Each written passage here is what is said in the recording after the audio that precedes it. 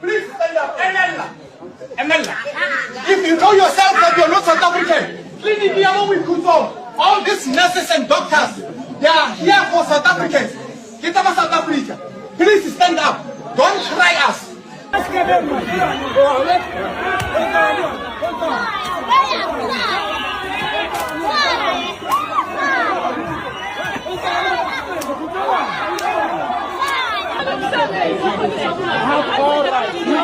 you immigration? You are not an immigration. This is my ID book. And this is my ID.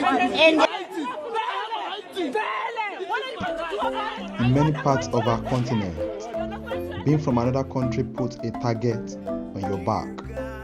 We've seen the headlines, we've seen the footage, other African nationals being lynched in the streets of South Africa, their shops looted and their lives discarded. Why do we feel like strangers in our own home? In this moment, it feels like we are at war with ourselves. But then, you arrive somewhere else and the air changes. In the Gambia, I saw the opposite of that violence. I met Nigerians running businesses, building families, and finding community. No one was looking over their shoulder. No one was hiding their accent. Business here in Gambia is pretty okay. I would say it's pretty nice. That's if you know what you are doing. If you know exactly what you are doing here, business is very nice. Yeah, but the most important part of it is the rents, the lease you have to pay. You know, and it also depends on the kind of business you're going to. Like for me, I'm a barber. I studies, I coach, I design hair. That's my own kind of job. And for me, it's okay for me. Yeah, it builds me. I can be able to pay my bills, my shop bills, and my house bills, and also take care of myself too. So it's not that bad. I would say it's not that bad. It's pretty okay. Yeah, it's pretty okay.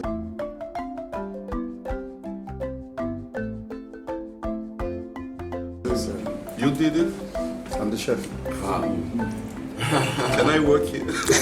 Bro, if you want to work with the team, you're always welcome, bro. Here, the foreigner is a partner. When I spoke to these entrepreneurs, they didn't talk about fear. They talked about opportunity. This is the Africa we claim to want, where being Nigerian or Gambian is just a detail, not a dead sentence. We talk a lot about the African Continental Free Trade Area, AFCTA. But for it to be real, it has to move beyond the boardrooms.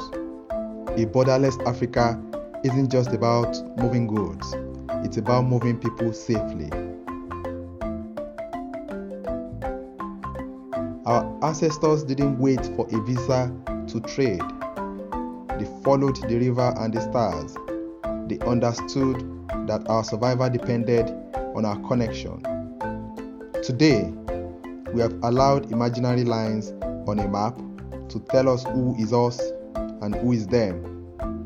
These borders were drawn with ink and paper, and we've let them bleed into how we treat our own people. Across parts of South Africa, tensions linked to xenophobia are once again surfacing. For many African migrants, daily life is becoming increasingly uncertain.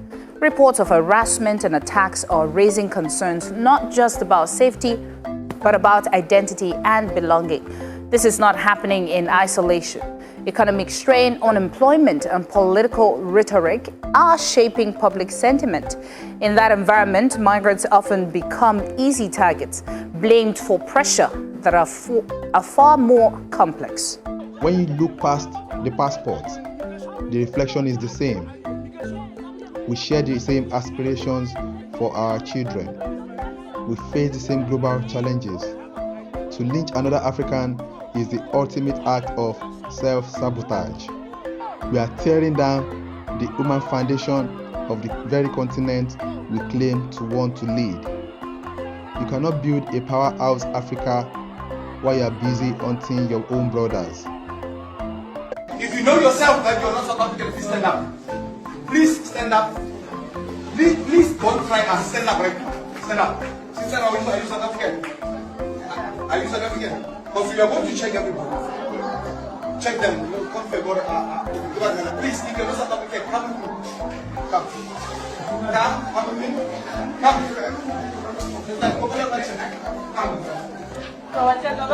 This is where leadership is failing.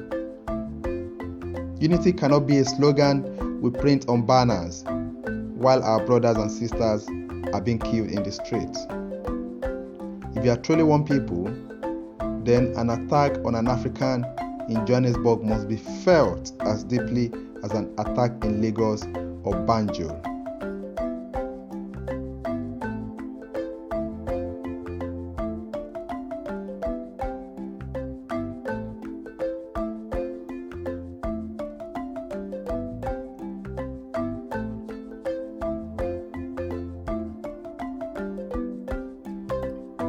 African governments have a responsibility that goes beyond trade agreements.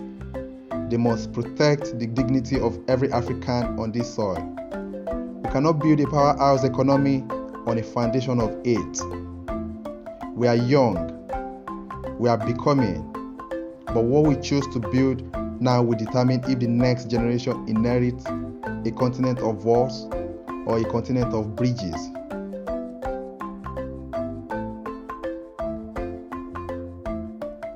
The Africa we want will not happen by accident.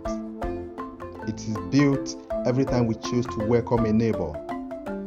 It is protected every time we stand up against xenophobia. From Banjul to Johannesburg, the choice is the same. Do we build walls to keep each other out, or bridges to bring us together?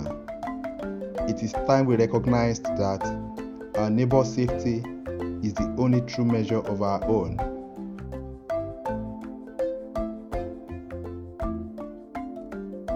If you believe in an Africa without wars, show it by liking and sharing this video.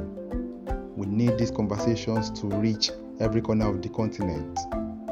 Subscribe to join me as I document Africa one story at a time.